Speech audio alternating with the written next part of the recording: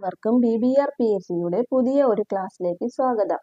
ഇന്ന് നമ്മൾ ഡിസ്കസ് ചെയ്യുന്നത് കുറച്ച് പ്രീവിയസ് ക്വസ്റ്റ്യൻസും അതിൻ്റെ ആൻസേഴ്സുമാണ്. ആദ്യത്തെ ക്വസ്റ്റ്യനിലേക്ക് കടക്കാം. താഴെ കൊടുത്തിരിക്കുന്നവയിൽ വന്യജീവി സംരക്ഷണ കേന്ദ്രം അല്ലാത്തത് ഏത്? ഇവിടുത്തെ ആൻസർ രൂപ്കുണ്ട്. ഇതുമായി റിലേറ്റ് ചെയ്യുന്ന കുറച്ച് ക്വസ്റ്റ്യൻസും ആൻസേഴ്സും നോക്കാം. ഹെമിസ് ദേശീയോദ്യാനത്തിൽ സംരക്ഷിക്കപ്പെട്ടിരിക്കുന്ന പ്രധാന വന്യജീവി ഏതാണ്? ഹെമിസ് ദേശീയോദ്യാനത്തിൽ ഹിമപ്പുലി. ഒറ്റക്കൊമ്പൻ കാണ്ടാമൃഗങ്ങൾ സംരക്ഷിച്ചിരിക്കുന്ന ദേശീയോദ്യാനം ഏതാണ്? കാസിരംഗ. ബംഗാൾ കടുവകളെ സംരക്ഷിച്ചിരിക്കുന്ന ദേശീയോദ്യാനം മനാസ്. ബംഗാൾ കടുവകളെ സംരക്ഷിച്ചിരിക്കുന്ന ദേശീയോദ്യാനം ഏതാണ്? മനാസ്. നമീബിയൻ ചീറ്റകളെ അടുത്തിടെ സംരക്ഷിക്കാൻ കൊണ്ടുവന്ന ദേശീയോദ്യാനം ഏതാണ്? നമീബിയൻ ചീറ്റകളെ കുനോം ദേശീയോദ്യാനം. അസാമിലെ കാസിരംഗ ദേശീയോദ്യാനം ഏത് മൃഗത്തിന് പ്രസിദ്ധമാണ്? ഒറ്റക്കൊമ്പൻ കാണ്ടാമൃഗം. ഏത് മൃഗത്തിനാണ് ആസാമിലെ കാസിരംഗ ദേശീയോദ്യാനം പ്രസിദ്ധം? ഒറ്റക്കൊമ്പൻ കാണ്ടാമൃഗം. അടുത്ത ക്വസ്റ്റ്യൻ നോക്കാം. 27ാമത് സംസ്ഥാന വിത്ത് ഉപസമിതി തീരുമാനപ്രകാരം മണ്ണുത്തി കാർഷിക ഗവേഷണ കേന്ദ്രം വികസിപ്പിച്ചെടുത്തതും തൃശൂർ ജില്ലയിലെ കോൾപ്പാടങ്ങളിലേക്ക് അനുയോജ്യമായതുമായ നെല്ലിന്റെ ഇനം ഏതാണ്? നെല്ലിന്റെ ഇനം? KAU മനുരത്ന. ഏതാണ്? KAU മനുരത്ന.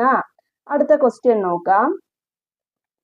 കേരളത്തിന്റെ ആരോഗ്യ പദ്ധതികളിൽ ഒന്നായ ആർദ്രം പദ്ധതിയിൽ പെടാത്തതേത്?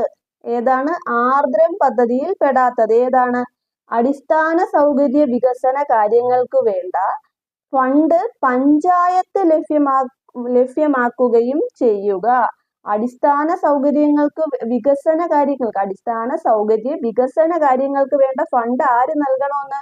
പഞ്ചായത്ത് നൽകണമെന്നാ പറയുന്നത്. അത് തെറ്റാണ്. അപ്പൊ ഇതുമായി റിലേറ്റ് ചെയ്യുന്ന കുറച്ച് കാര്യങ്ങൾ നോക്കാം. എന്താണ് ആർദ്രം മിഷൻ?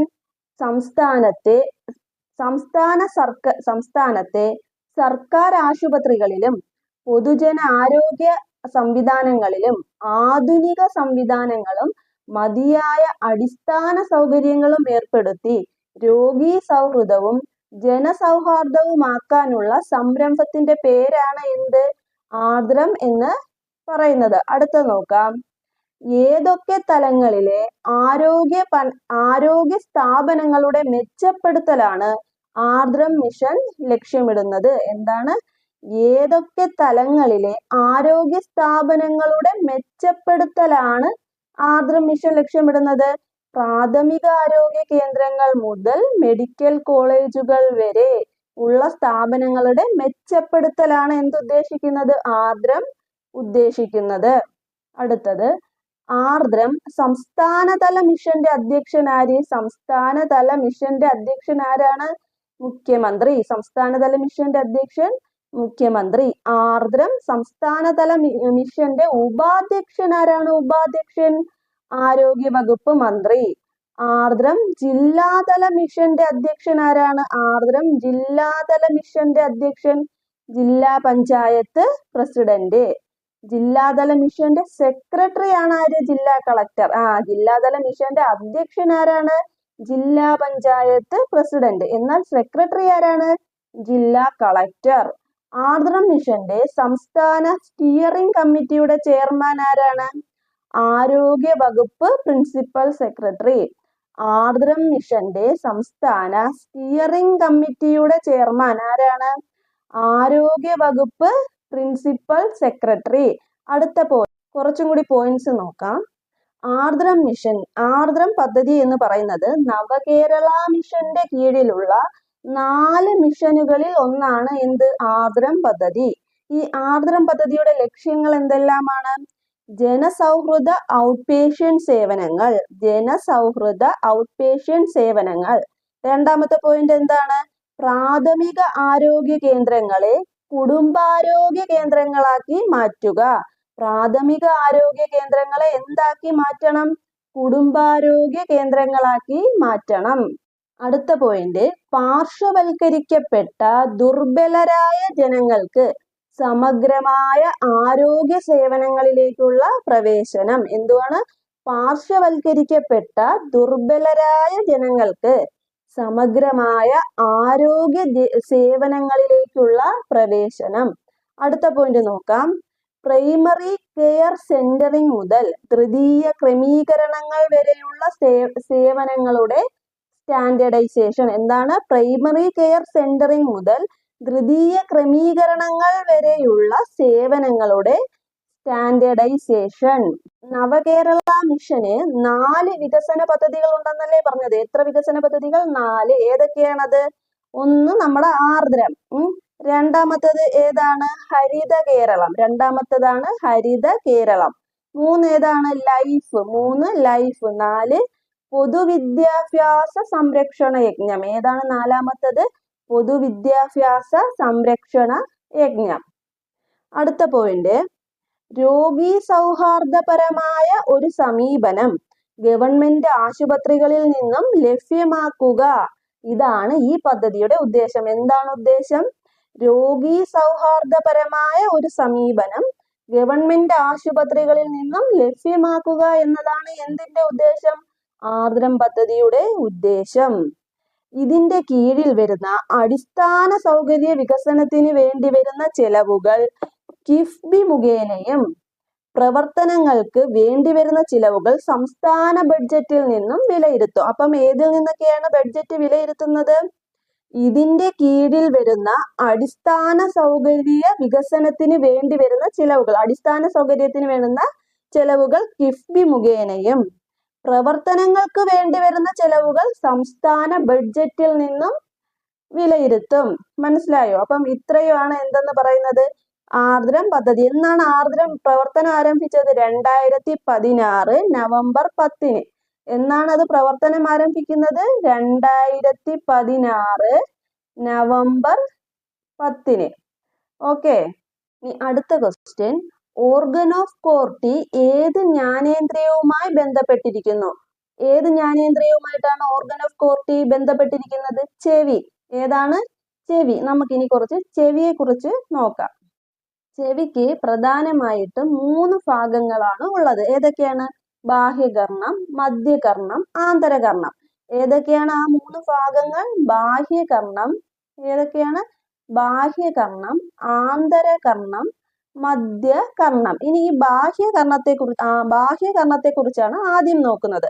ബാഹ്യകർണത്തിന് പ്രധാനമായിട്ടും 3 ഭാഗങ്ങളുണ്ട്. ബാഹ്യകർണത്തിന് എത്ര ഭാഗങ്ങളാണുള്ളത്? 3. ഏതൊക്കെയാണ്?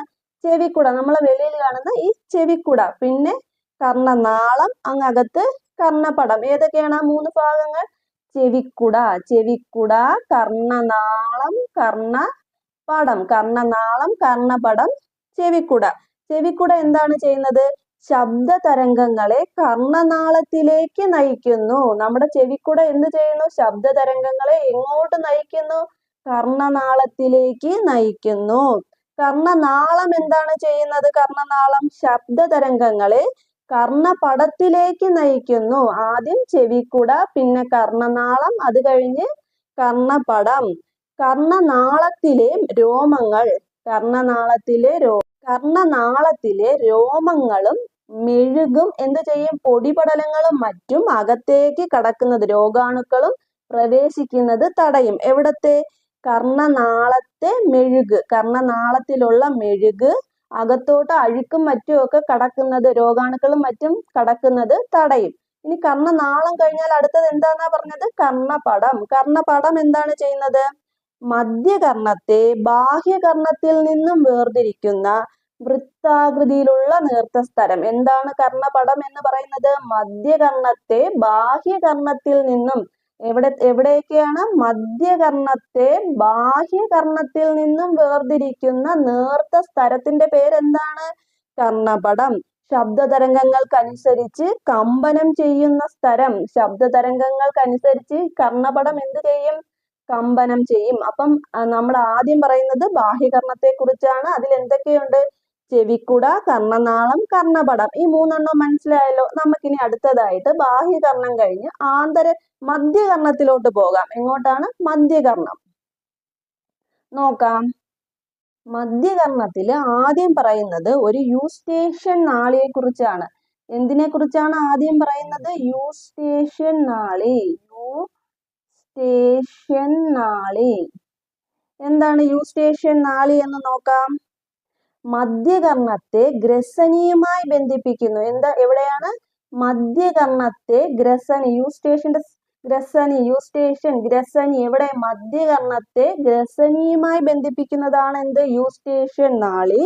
കർണപടത്തിന്റെ ഇരുവശത്തെയും മർദ്ദം തുല്യമാക്കി കർണപടത്തെ സംരക്ഷിക്കുന്നു. യൂസ്റ്റേഷ്യൻ നാളി എന്തു ചെയ്യുന്നു? കർണപടത്തിലെ രണ്ട് വശത്തെ മർദ്ദം തുല്യമാക്കി കർണപടത്തെ സംരക്ഷിക്കുന്നത് എന്താണ്? യൂസ്റ്റേഷ്യൻ നാളി.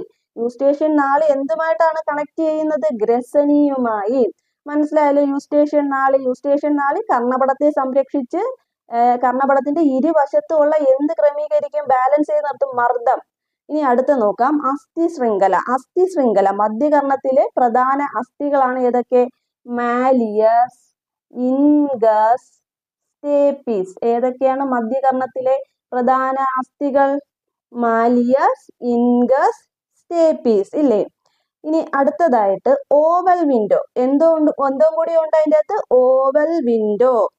നോക്കാം. ഈ മാലിയസ്, ഇൻഗസ്, സ്റ്റേപ്പീസ് എന്തോ ചെയ്യുന്നത് നോക്കാം. കർണപടത്തിലെ കമ്പനങ്ങളെ വർദ്ധിപ്പിച്ച് ആന്തരകർണത്തിലേക്ക് എത്തുന്നു. ഇപ്പം ശബ്ദം എവിടം വരെ എത്തി? കർണപടം വരെ എത്തി. ശേഷം ഈ കർണപടത്തിലെ നിന്ന് വരുന്ന കമ്പനങ്ങളെ വർദ്ധിപ്പിച്ച് ആന്തരകർണത്തിലേക്ക് എത്തിക്കുന്നത് ആരാണ്? ഈ അസ്ഥി ശൃംഖലയാണ്. ഏതാണ് അസ്ഥി ശൃംഖലകള്? Malleus, incus, stapes. ഇനി അടുത്തത് ഓവൽ വിൻഡോയെ കുറിച്ചാണ്. എന്താണ് ഓവൽ വിൻഡോ എന്ന് നോക്കാം. സ്റ്റേപ്പീസിനോട് ചേർന്നിരിക്കുന്ന സ്ഥലം. Malleus, incus, stapes. അതിനോട് ചേർന്നിരിക്കുന്ന സ്ഥലമാണ് ഓവൽ വിൻഡോ. അസ്ഥി ശൃംഖലയുടെ കമ്പനം ആന്തരകർണത്തിലേക്ക് വ്യാപിപ്പിക്കുന്നു. അസ്ഥി ശൃംഖലയുടെ കമ്പനം ആന്തരകർണത്തിലോട്ട് വ്യാപിപ്പിക്കുന്നത് ആരാണ്? ഓവൽ വിൻഡോയാണ്. മനസ്സിലായല്ലോ? ഇത്രയും ഓവൽ വിൻഡോ വരെ മനസ്സിലായി. അടുത്തതായിട്ട് നമ്മൾ നോക്കുന്നത് ആന്തരകർണത്തെ കുറിച്ചാണ്. എന്തിനെ കുറിച്ചാണ് ഇനി നോക്കാനുള്ളത്? ആന്തരകർണത്തെ കുറിച്ച് നോക്കാമേ. ആന്തരകർണം എന്തൊക്കെയുണ്ട്? ആന്തരകർണം എവിടെയാ സ്ഥിതി ചെയ്യുന്നത്? തലയോട്ടിയിലെ അസ്ഥി നിർമ്മിതമായ അറയ്ക്കുള്ളിലാണ്. അസ്ഥി അറയ്ക്കുള്ളിൽ സ്തരനിർമ്മിതമായ അറകളുമുണ്ട്. എന്തോ പറയുന്നത്? ആന്തരകർണം എവിടെയാ സ്ഥിതി ചെയ്യുന്നത്? തലയോട്ടിക്കുള്ളിലെ അസ്ഥി നിർമ്മിതമായ അറയ്ക്കുള്ളിൽ. അസ്ഥി നിർമ്മിത അറയ്ക്കുള്ളിൽ പിന്നെ എന്തുണ്ട്? സ്തരനിർമ്മിത അറയും ഉണ്ട്. നോക്കാം. സ്തര അറയ്ക്കുള്ളിൽ നിറഞ്ഞിരിക്കുന്ന ദ്രവമാണ് എൻഡോലിംഫ്. സ്തര അറയ്ക്കുള്ളിൽ നിറഞ്ഞിരിക്കുന്ന ദ്രവത്തിന്റെ പേരെന്തുവാണ്? എൻഡോലിംഫ്. സ്തര അറയ്ക്കുള്ളിൽ നിറഞ്ഞിരിക്കുന്ന ദ്രവം എൻഡോലിംഫ്. സ്തര അറയ്ക്കും അസ്ഥി അറയ്ക്കും ഇടയിൽ നിറഞ്ഞിരിക്കുന്ന ദ്രവം. സ്തര അറയും അസ്ഥി അറയും ഉണ്ടെന്ന് പറഞ്ഞല്ലോ. അതിൽ സ്തര അറയ്ക്ക് അകത്താണ് ഏത്? എൻഡോലിംഫ്. ഇനി ഈ സ്തര അറയ്ക്കും അസ്ഥി അറയ്ക്കും ഇടയിൽ ഒരു ദ്രവമുണ്ട്. ആ നിറഞ്ഞിരിക്കുന്ന ദ്രവമാണ് പെരിലിംഫ്. എന്താണ്? പെരിലിംഫ്. അപ്പൊ എൻഡോലിംഫും പെരിലിംഫും മനസ്സിലായല്ലോ? സ്തര അറയ്ക്കുള്ളിൽ എൻഡോലിംഫ്, സ്തര അറയ്ക്കും അസ്ഥി അറയ്ക്കും ഇടയിൽ പെരിലിംഫ്. ആന്തരകർണത്തിന്റെ മുഖ്യ ഭാഗങ്ങൾ ആന്തരകർണത്തിന്റെ മുഖ്യ ഭാഗങ്ങൾ ഏതൊക്കെയാണ് എന്നാണ് പറയുന്നത്. ഏതൊക്കെയാണ് ഇനി? അർദ്ധവൃത്താകാര കുഴലുകൾ, വെസ്റ്റിബ്യൂൾ, കോഗ്ലിയ. ഏതൊക്കെയാണ് ആന്തരകർണത്തിലെ ഭാഗങ്ങൾ? അർദ്ധവൃത്താകാര കുഴലുകൾ, വെസ്റ്റിബ്യൂൾ, കോഗ്ലിയ. കേട്ടോ? ശരീര തുലന നില പാലിക്കാൻ സഹായിക്കുന്ന ആന്തരകർണത്തിലെ ഭാഗങ്ങളാണ് അർദ്ധവൃത്താകാര കുഴലുകളും വെസ്റ്റിബ്യൂളും. ആന്തരകർണത്തിൽ ഏതൊക്കെയുണ്ട്? അർദ്ധവൃത്താകാര കുഴലുകളുണ്ട്, വെസ്റ്റിബ്യൂൾ ഉണ്ട്, കോഗ്ലിയ ഉണ്ട്. എന്നാൽ ശരീര തുലന നില പാലിക്കാൻ ഏതൊക്കെയുണ്ട്? അർദ്ധവൃത്താകാര കുഴലുകളും വെസ്റ്റിബ്യൂളും. അപ്പൊ കോഗ്ലിയ എന്തിനായിരിക്കും? കേൾവിക്കാണ്. കോഗ്ലിയ കേൾവിക്കാണ് സഹായിക്കുന്നത്. ഒച്ചിന്റെ തോട് പോലെ ചുരുണ്ടിരിക്കുന്ന കുഴലാണ് എന്ത്? കോഗ്ലിയ. കോഗ്ലിയ എന്ന് പറഞ്ഞാൽ എന്താണ്? ഒച്ചിന്റെ തോട് പോലെ ചുരുണ്ടിരിക്കുന്ന കുഴൽ. കോഗ്ലിയയിൽ എത്ര അറകളുണ്ട്? കോഗ്ലിയയിൽ 3 അറകളുണ്ട്. കോഗ്ലിയയിൽ എത്ര അറകളുണ്ട്? കോഗ്ലിയയിൽ 3 അറകളുണ്ട്. കോഗ്ലിയയിലെ മധ്യ അറയെയും താഴത്തെ അറയെയും തമ്മിൽ വേർതിരിക്കുന്നത് ബേസിലാർ സ്തരം എന്ന ബേസിലാർ സ്തരമാണ്. ഏതാണ്? കോഗ്ലിയയിലെ മധ്യ അറയെയും താഴത്തെ അറയെയും തമ്മിൽ വേർതിരിക്കുന്ന സവിശേഷ സ്തരമാണ് ഏത്? ബേസിലാർ സ്തരം. അവിടെ എന്തുണ്ട്? രോമകോശങ്ങളും ശബ്ദഗ്രാഹികളും ഉണ്ട്. ഈ ബേസിലാർ സ്തരത്തിലാണ് എന്തൊക്കെയുള്ളത്? രോമകോശങ്ങളും ശബ്ദഗ്രാഹികളും. അത് എവിടെ കാണുന്നു? മധ്യ അറയെയും. കോഗ്ലിയയ്ക്ക് 3 അറയുണ്ട്. അതില് മധ്യ അറയെയും താഴത്തെ അറയെയും തമ്മിൽ വേർതിരിക്കുന്ന സവിശേഷതയുള്ള രോമകോശങ്ങളും ശബ്ദഗ്രാഹികളും ഉള്ള സ്തരമാണ് ഏത്? ബേസിലാർ സ്തരം. ബേസിലാർ സ്തരവും രോമകോശങ്ങളും ചേർന്നറിയപ്പെടുന്നത് ഓർഗൻ ഓഫ് ടോർട്ടി. നമ്മളെ ക്വസ്റ്റ്യൻ വന്നില്ലേ? ഓർഗൻ ഓഫ് ടോർട്ടി എന്തുവാണ്? അത് ബേസിലാർ സ്തരവും രോമകോശങ്ങളും ചേർന്നുണ്ടാകുന്നതാണ് എന്തെന്ന് പറയുന്നത്? ബേസിലാർ സ്തരം. പിന്നെ അടുത്തത് റൗണ്ട് വിൻഡോ. അടുത്തത് ഏതാണ്? Round window. റൗണ്ട് വിൻഡോ എന്തോ നോക്കാം. കോഗ്ലിയക്കകത്തുള്ള ദ്രവത്തിന്റെ ചലനത്തെ സഹായിക്കുന്നു. ഈ കോഗ്ലിയക്കകത്ത് എന്തോ ഉണ്ട്? ദ്രവമുണ്ട്. ആ ദ്രവത്തിന്റെ ചലനത്തെ സഹായിക്കുന്നത് എന്താണ്? ഈ റൗണ്ട് വിൻഡോയാണ്. അടുത്തത് നോക്കാം. ഈ ബാഹ്യകർണത്തിലൂടെ എത്തുന്ന ശബ്ദതരംഗങ്ങൾ കർണപടത്തെ ചലിപ്പിക്കും. അത് നമുക്കറിയാലോ. ബാഹ്യകർണത്തിൽ നിന്ന് എത്തുന്ന ശബ്ദം ആ കർണപടത്തിലെത്തി കർണപടത്തെ ചലിപ്പിക്കുന്നു. കർണപടത്തിന്റെ ചലനം അസ്ഥി ശൃംഖലയെ ചലിപ്പിക്കുന്നു. ഏതായിരുന്നു അസ്ഥി ശൃംഖല? Malleus incus stapes. അതിനെ ചലിപ്പിക്കുന്നു. അസ്ഥി ശൃംഖലയുടെ ചലനം ഓവൽ വിൻഡോയിലെ സ്തരത്തെ ചലിപ്പിക്കുന്നു. ഇത് കോക്ലിയയിലെ ദ്രവത്തിന്റെ ചലനത്തിന് കാരണമാകുന്നു. എന്തോ പറയുന്നത്? ഓവൽ വിൻഡോയിലെ സ്തരത്തെ ചലിപ്പിക്കുന്നു. ഏത്? നമ്മൾ അസ്ഥി ശൃംഖലയിലെ മാലിയസ് ഇൻഗസ് സ്റ്റേപ്പീസിന്റെ ചലനം കൊണ്ട് ഓവൽ വിൻഡോയും ചലിക്കുന്നു. കോക്ലിയയിലെ ഓർഗൻ ഓഫ് കോർട്ടി അറിയാലോ. ബേസിലാർ സ്തരത്തിലെ രോമകോശങ്ങളും ശബ്ദഗ്രാഹികളും ചേർന്ന ഓർഗൻ ഓഫ് കോർട്ടിയിലെ രോമകോശങ്ങൾ ഉത്തേജിപ്പിക്കപ്പെടുകയും ആവേഗങ്ങൾ സൃഷ്ടിക്കപ്പെടുകയും ചെയ്യുന്നു. ഈ ആവേഗങ്ങൾ ശ്രവണനാഡി വഴി സെറിബ്രത്തിലെത്തി കേൾവി അനുഭവം സാധ്യമാകുന്നു. അപ്പൊ സെറിബ്രത്തിൽ എന്താണ്? കേൾവി അനുഭവം സാധ്യമാക്കുന്നത് എവിടെ? സെറിബ്രം. നമ്മുടെ ബാലൻസ് എവിടെയാ? കോഗ്ലിയോ വെസ്റ്റിബ്യൂളോ ഒക്കെ ബാലൻസ് അത് സെറിബെല്ലം. നമ്മളെ ബാലൻസ് സെറിബെല്ലം. കേൾവി എന്ന അനുഭവം സെറിബ്രം. നോക്കാം. ശരീര തുലന നില പാലിക്കാൻ സഹായിക്കുന്ന അവയവമാണ് ചെവി. ശരീര തുലന നില പാലിക്കുന്നത് തലയുടെ ചലനത്തെ ആസ്പദമാക്കിയാണ്.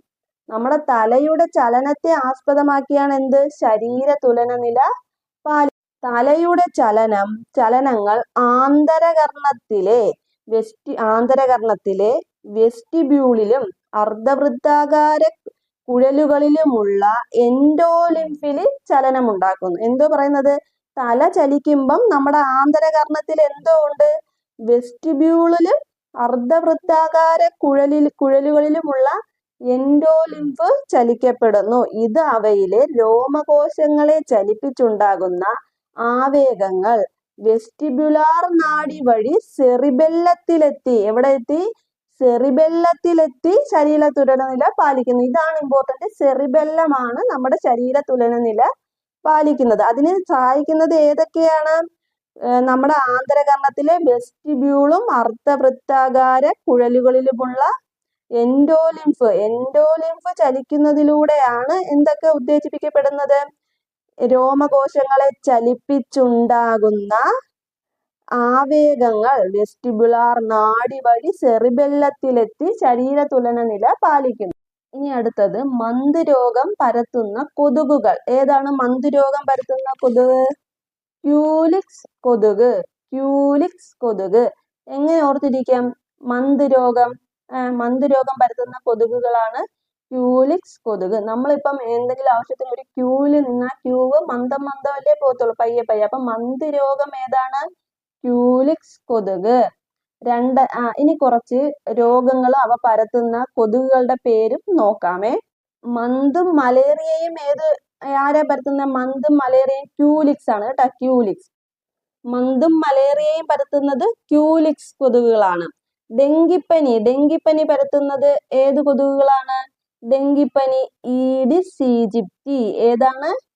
Aedes aegypti. ഏത് കൊതുക്കളാണ്? ഡെങ്കിപ്പനി ഈഡിസ് ഈജിപ്തി. മലേറിയ പരത്തുന്നത് ഏതാണ്? മലേറിയ അനോഫിലസ് കൊതുക്. മലേറിയ അനോഫിലസ് കൊതുക്. മഞ്ഞപ്പനിയോ? മഞ്ഞപ്പനി ഈഡിസ് കൊതുകാണ് കേട്ടോ. ചിക്കൻ ഗുനിയയും ഈഡിസ് കൊതുകാണ്. മന്ത് ഏതാണ്? മന്ത് ക്യൂലിക്സ്. ഡെങ്കിപ്പനി Aedes aegypti. Malaria Anopheles. Malaria ഏതാണ്? അനോഫിലസ്. മഞ്ഞപ്പനിയും ചിക്കൻ ഗുനിയയും ഈഡിസ് തന്നെയാണ്. മഞ്ഞപ്പനിയും ചിക്കൻ ഗുനിയയും. ഇനി അടുത്ത ക്വസ്റ്റ്യൻ നോക്കാം. 2012 ഉരുൾപൊട്ടൽ ഉണ്ടായ പുല്ലൂരാംപാറ ഏത് ജില്ലയിലാണ്? പുല്ലൂരാംപാറ ഏത് ജില്ലയിലാണ്? കോഴിക്കോട്. നമുക്കിനി കുറച്ച് ഉരുൾപൊട്ടലും അതുണ്ടായ സ്ഥലങ്ങളും നോക്കാം. കുത്തനെ ചരിവുള്ള പ്രദേശങ്ങളിലെ അപ്പോൾ എന്താ നോക്കാൻ പോണത്? എന്താണ് ഉരുൾപൊട്ടൽ എന്ന്? എന്താണ്? കുത്തനെ ചരിവുള്ള പ്രദേശങ്ങളിലെ പാറയും മണ്ണും ചെളിയും അതിവേഗം താഴേക്ക് നീങ്ങുന്ന പ്രതിഭാസമാണ് ഉരുൾപൊട്ടൽ. എന്താണ്? കുത്തനെ ചരിവുള്ള പ്രദേശങ്ങളിലെ പാറയും മണ്ണും ചെളിയും അതിവേഗം താഴേക്ക് നീങ്ങുന്ന പ്രതിഭാസമാണ് ഉരുൾപൊട്ടൽ. കേരളത്തിൽ ഉരുൾപൊട്ടൽ ഉണ്ടാവുന്ന സ്ഥലങ്ങളും ജില്ലകളും നോക്കാമേ. കേരളത്തിൽ ഉരുൾപൊട്ടൽ ഉണ്ടായ സ്ഥലങ്ങളും ജില്ലകളും. ഒന്നാമത്തെ നോക്കിയാണ് അമ്പൂരി. അമ്പൂരി എവിടെയാണ്? തിരുവനന്തപുരത്താണ്. അമ്പൂരി എവിടെയാണ്? തിരുവനന്തപുരം. വെണ്ണിയാനി എവിടെയാണ്? ഇടുക്കി. അമ്പൂരി എവിടെയാണ്? തിരുവനന്തപുരം. നോക്കിയാൽ മതി. അമ്പൂരി തിരുവനന്തപുരം എന്ന് 2001. വെണ്ണിയാനി ഇടുക്കി. വെണ്ണിയാനി എവിടെയാണ്? ഇടുക്കി 2001. പുല്ലൂരാംപാറ എവിടെയാണ്? പുല്ലൂരാംപാറ കോഴിക്കോട്. എങ്ങനെ ഓർക്കും? ഇതിനകത്ത് പുല്ലുണ്ടല്ലോ, ഇവിടെ ഒരു കോഴിയുണ്ട്. കോഴി പുല്ല് തിന്നുമല്ലോ. പുല്ലൂരാംപാറ കോഴിക്കോട്. അടുത്ത നോക്കാം. പുത്തുമല വയനാട്. അടുത്തത് ഏതാണ്? പുത്തുമല വയനാട്. കവളപ്പാറ മലപ്പുറം. അടുത്തത് ഏതാണ്? കവളപ്പാറ മലപ്പുറം. ഈ പാറ എന്നുള്ളത് പുറം, മലപ്പുറം. കവളപ്പാറ മലപ്പുറം. മനസ്സിലായല്ലോ? അമ്പൂരി തിരുവനന്തപുരം. വെണ്ണിയാനി ഇടുക്കി. പുല്ലൂരാംപാറ കോഴിക്കോട്. പുത്തുമല വയനാട്. കവളപ്പാറ മലപ്പുറം. നദി എന്നറിയപ്പെട്ടത് ഏതാണ്? കുറ്റ്യാടിപ്പുഴ. കേരളത്തിന്റെ ഇംഗ്ലീഷ് ചാനൽ ഏതാണ്? മയ്യഴിപ്പുഴ. അപ്പം ഇന്നത്തെ ക്ലാസ് ഇത്രയേ ഉള്ളൂ. എല്ലാവർക്കും ക്ലാസ് ഇഷ്ടപ്പെട്ടു എന്ന് വിശ്വസിക്കുന്നു. ഇഷ്ടപ്പെട്ടെങ്കിൽ തീർച്ചയായും സബ്സ്ക്രൈബ് ചെയ്യണം, ഷെയർ ചെയ്യണം. എല്ലാവരും ഷെയർ ചെയ്ത് സപ്പോർട്ട് ചെയ്യണം.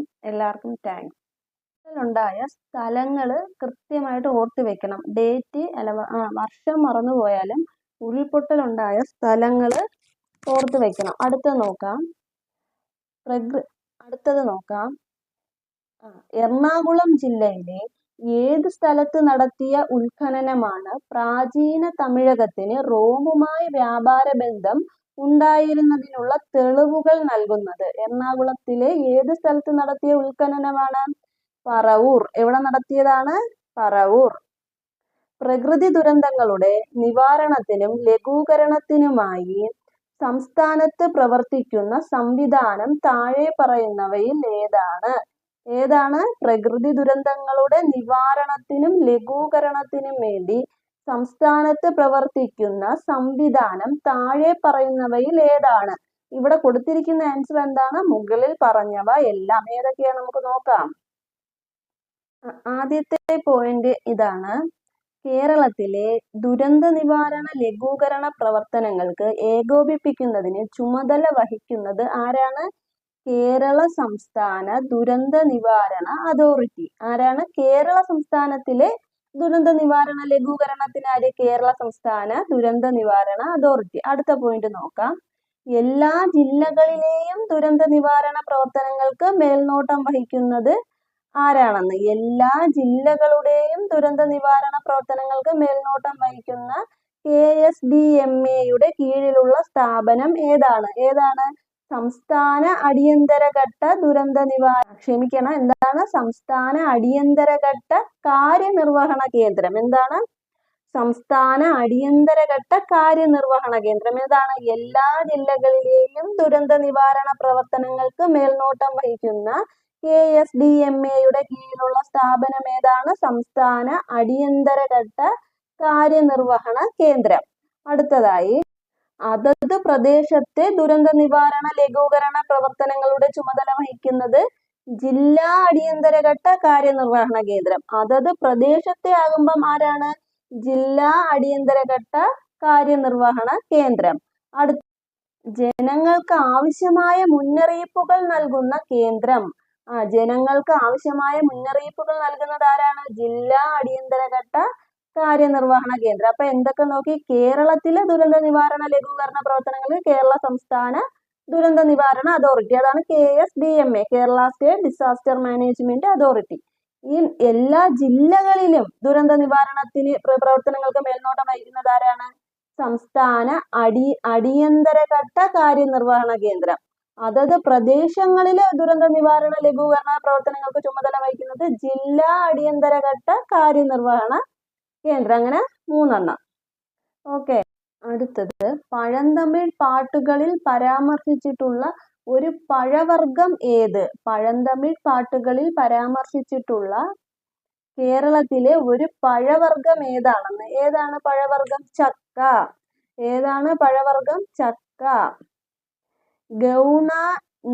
ഗൗണനാടി, കവനോഗ്, വളഞ്ഞാർ എന്നീ പേരുകളിൽ അറിയപ്പെടുന്ന കേരളത്തിലെ പുണ്യനദി ഏതാണ്? മീനച്ചിലാർ. ഇനി നമുക്ക് കുറച്ച് നദികളെ കുറിച്ച് നോക്കാം. പെരിയാറിനെ ചില നദികളും അത് അറിയപ്പെടുന്ന പേരുകളുമാണ് നോക്കാം. കേരളത്തിന്റെ ജീവരേഖ എന്താണ്? കേരളത്തിന്റെ ജീവരേഖ പെരിയാർ. ചൂർണി എന്നറിയപ്പെടുന്നതും പെരിയാർ. തലയാർ, പമ്പാർ. ബേപ്പൂർ പുഴ എന്നറിയപ്പെടുന്നത് ഏതാണ്? ചാലിയാർ ആണ്. ബേപ്പൂർ പുഴ, ചാലിയാർ. കരിമ്പുഴ എന്നറിയപ്പെടുന്നത് ഏതാണ്? കരിമ്പുഴ, കടലുണ്ടിപ്പുഴ. അപ്പം ഏതൊക്കെ നോക്കി? കേരളത്തിന്റെ ജീവരേഖ പെരിയാർ, ചൂർണി പെരിയാർ, ചൂർണി എന്നും പൂർണ്ണ എന്നും അറിയപ്പെടുന്നത് പെരിയാറാണ്. തലയാർ, പാമ്പാർ. അടുത്തതായിട്ട് ബേപ്പൂർ പുഴ, ചാലിയാർ, കരിമ്പുഴ, കടലുണ്ടിപ്പുഴ. ഏതൊക്കെയാണ്? ബേപ്പൂർ പുഴ, ചാലിയാർ, കരിമ്പുഴ, കടലുണ്ടിപ്പുഴ. അടുത്തത്, ബാരിസ് എന്നറിയപ്പെടുന്ന നദി ഏതാണ്? ബാരിസ്, പമ്പ. ദക്ഷിണ ഭഗീരഥി, പമ്പ. നിള, ഭാരതപ്പുഴ. പേരാർ, ഭാരതപ്പുഴ. പേര് എന്ന് നമ്മുടെ രാജ്യത്തിന്റെ പേരല്ലേ? പേരാർ, ഭാരതപ്പുഴ. പയസ്വിനി, ചന്ദ്ര